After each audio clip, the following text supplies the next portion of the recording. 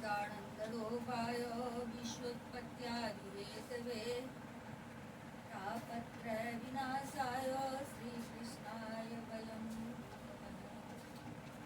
यं प्रर्वजन्तमनुपेतमवेदकृत्यं द्वैपायनो विरहकातरे आयुभावो पुत्रेति तन्मयतया तर्वो विनेदु सर्वभूतहृदयं मुनिमानतोऽस्मि निर्गमकल्पतरोर्गलितं फलं शुकमुखादिनितद्रवसंयुतम् पिबत भागवतं रसमालयं मुहुरमुरसिका भुवि भावुका। ओम भगवते वासुदेवाय ओम श्री परमात्मने नमः। इस यूट्यूब चैनल पे सभी भक्तजनों का हार्दिक स्वागत, हार्दिक अभिनंदन। श्रीमद् भागवत महापुराण के नवम स्कंद में त्रयोदशोध्याय, जिसमें कि राजा निमि के वंश का वर्णन है।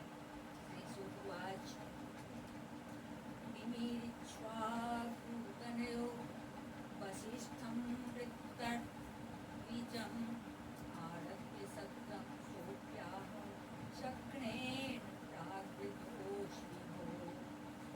श्री सुखदेव जी कहते हैं, परीक्षित, इक्ष्वाकु के पुत्र थे निमि। उन्होंने यज्ञ आरंभ करके महर्षि वशिष्ठ को ऋत्विज के रूप में वरण किया। वशिष्ठ जी ने कहा कि राजन, इंद्र अपने यज्ञ के लिए मुझे पहले ही वरण कर चुके हैं। निर्वज्ञयागमिष्यामि तावन् मां प्रतिपालयो तुष्णीमाश्रित्यपतिः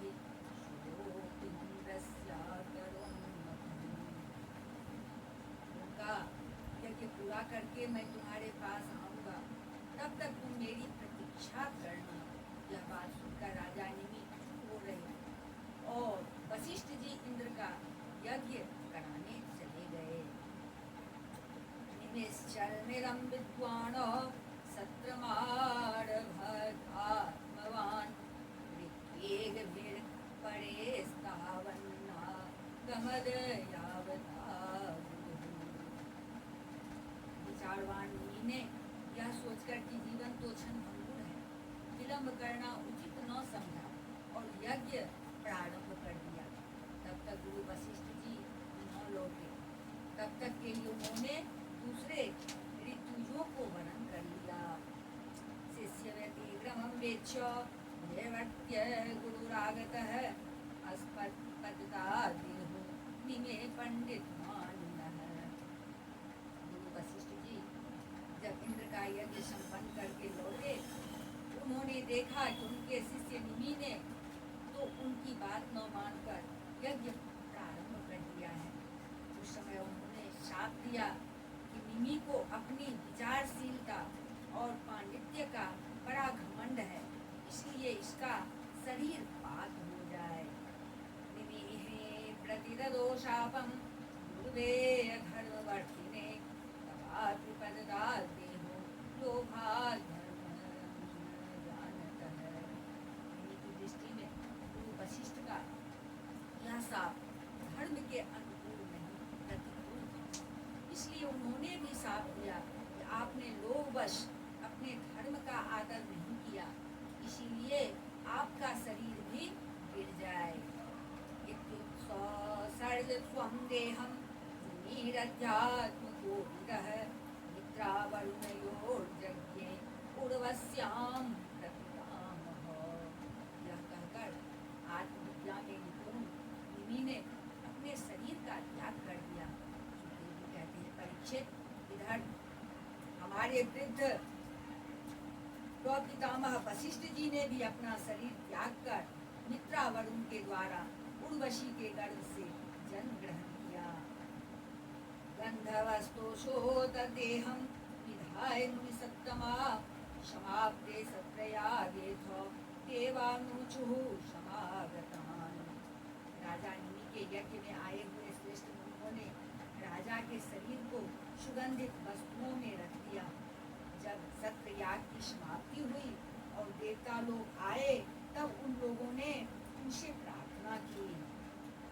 राज्योद्वतु देहो अयं प्रसन्नः तवो यदि तथेत्युक्तेन्मिहिताः मां भुन्मे देहबन्धनम्। महानुभावो, आप लोग समर्थ हैं। यदि आप प्रसन्न हैं तो राजा निमि का यह शरीर पुनः जीवित हो उठे। देवताओं ने कहा ऐसा ही हो। उस समय निमि ने कहा मुझे देह का बंधन नहीं चाहिए। यस्य योगं न वाञ्छन्ति योग भय कातरा भजन्ति चरणाम्बोजं मुनियो हरिमेधसः। विचारशील मुनिजन अपनी बुद्धि को पूर्ण रूप से श्री भगवान में ही लगा देते हैं और उन्हीं के चरण कमलों का भजन करते हैं। एक न एक दिन यह शरीर अवश्य ही छूटेगा। इस भय से भीत होने के कारण वे इस शरीर का कभी संयोग ही नहीं चाहते। वे तो मुक्त ही होना चाहते हैं। देहं नावरो रूपसेहं दुख शोक भयावहं सर्वत्रास्य यतो मृत्योर्दस्मानामृते यथा। अतः मैं अब दुख शोक और भय के पूर्ण कारण इस शरीर को धारण करना नहीं चाहता। जैसे जल में मछली के लिए सर्वत्र ही मृत्यु के अवसर हैं, वैसे ही इस शरीर के लिए भी सब कहीं मृत्यु ही मृत्यु है।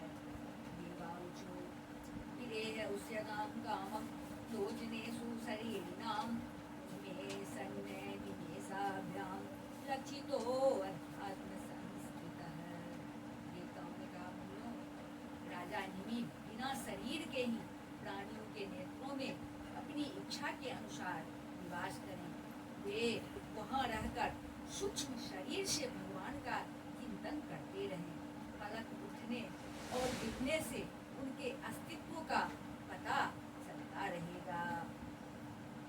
और राजकमयं नृणां मन्यमाना महर्षयः देहं मानथुः स्म कुमारः संजायत।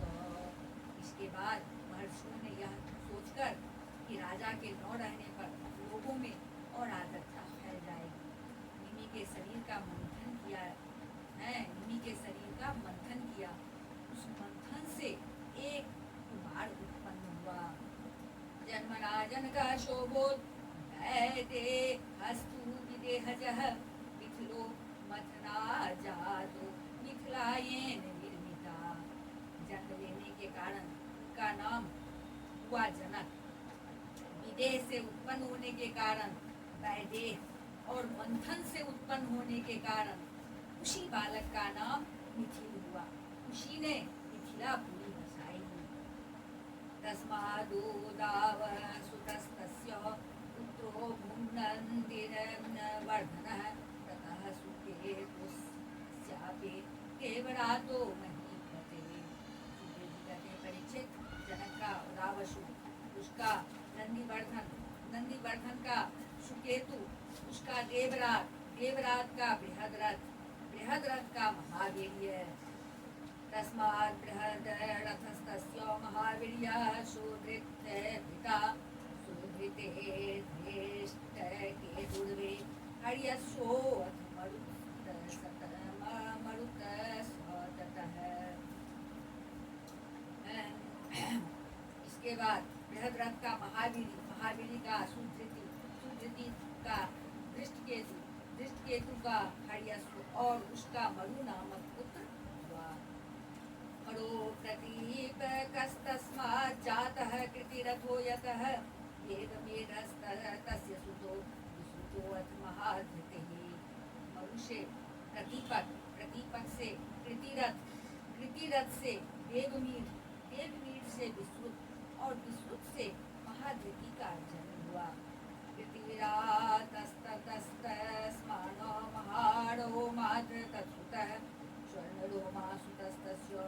हर्षरोमा व्यजायत। महादिति का कृतिरात, कृतिरात का महारोमा, महारोमा का स्वर्ण रोमा, और स्वर्ण रोमा का पुत्र हुआ हर्षरोमा। तथा सीरध्वजो यज्ञे यज्ञार्थं कर्षतो महिं सीता सीराग्रतो जात तस्मात् सीरध्वजः स्मृतः। ऋषि हर्षरोमा के पुत्र महाराज सीरध्वज थे। वे जब यज्ञ के लिए धरती जोत रहे थे तब उनके सिर हल के अग्रभाग फाल से सीता जी की उत्पत्ति हुई। इसी से उनका नाम सीरध्वज पड़ा। कुशध्वजस्तस्य पुत्रस्ततो धर्मध्वजो नृपः। धर्मध्वजस्य द्वौ पुत्रो कृतध्वजमति कृतध्वजमितध्वजो। सीरध्वज के कुशध्वज, कुशध्वज के धर्मध्वज और धर्मध्वज के दो पुत्र हुए, कृतध्वज और मितध्वज। कृतध्वजात् केशिध्वजः खाण्डीकश्चन्नस्तो मितध्वजात्। मितध्वजसुतो राजन्नात्मविद्या विशारदः। ध्वज के केशिध्वज और मितध्वज के खांडिक्य हुए। देवी कहते हैं परीक्षित, केशिध्वज आत्मविद्या में बड़ा प्रवीण था। खांडिक्यः कर्म त्वग्यो भीतः केशिध्वजादद्भुतः। हनुमांस्तस्य पुत्रो मोक्षतद्योम्नस्तु तत्सुतः। खांडिक्य था, खांडिक्य था कर्मकांड का मर्मज्ञ। वह केशिध्वज से भयभीत होकर भाग गया। केशिध्वज का पुत्र हनुमान और हनुमान का सत्यव्रत था। शुचेस्तस्तनयस्तस्मात् सनद्वाजस्ततो भवत्। ऊर्ध्वकेतु सनद्वाजातजुहोऽथ पुरोहितसुतः।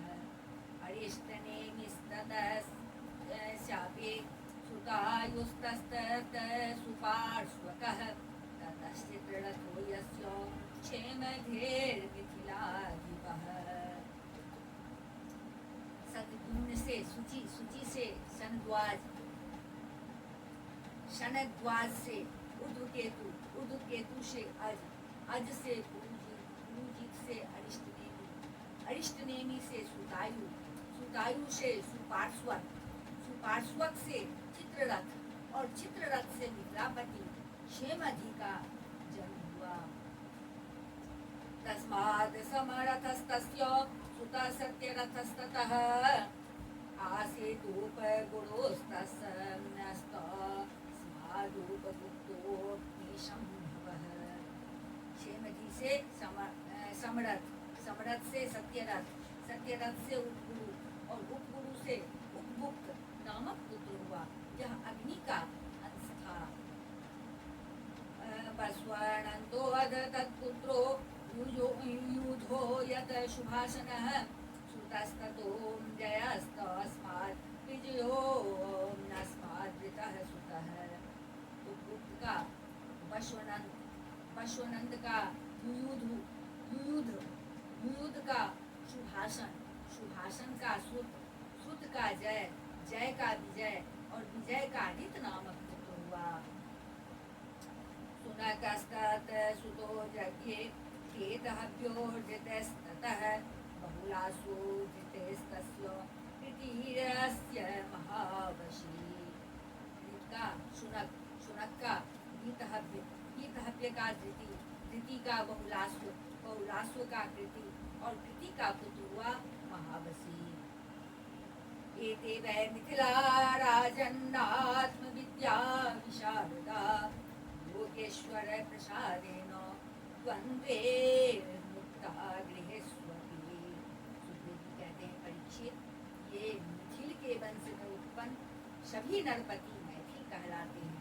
ये सब के सब आत्मज्ञान से संपन्न एवं गृहस्थ आश्रम में रहते हुए भी सुख दुख आदि द्वंद्वों से मुक्त थे।